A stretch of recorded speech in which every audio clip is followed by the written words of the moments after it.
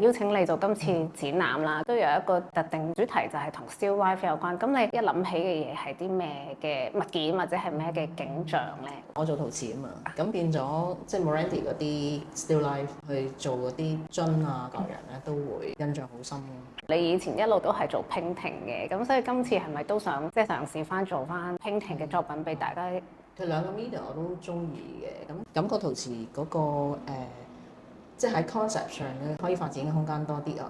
如果咁多年嚟講，我會好多提問嘅嚇，會提問呢個物料可以做到啲乜，或者佢可以表達啲乜。畫畫就基本上依家差唔多放手落去係即係書法裏邊嘅嘢多啲，我自己覺得。你其實係點樣選擇揾邊一個靜物去做一個起點嚟開始你嘅 painting 咁樣？都諗緊我自己啲 object，即係嗰啲陶瓷嘅 object。既然倒完模佢都唔可以再重現現實嗰件嘅時候，如果我今次係畫佢嘅時候，再會變成點呢？咁因為知道你都搬咗去即係台灣嗰邊生活嘅時候咧，其實會唔會喺嗰邊生活亦都會有影響到你自己創作嗰個medium 啊，或者會啊會啊，慢慢摸到一個節奏，即係一個生活嘅節奏。而呢個生活節奏，我覺得係同 painting 係配合到嘅，嗰個感覺亦都唔同嘅。你搬咗去另一笪地方去做，咁而painting 就喺我自己屋企做嘅，即係有時去咗一個新嘅地方，會 expect 一種好新，即係一種重新嚟過嘅生活。咁但係我諗我原來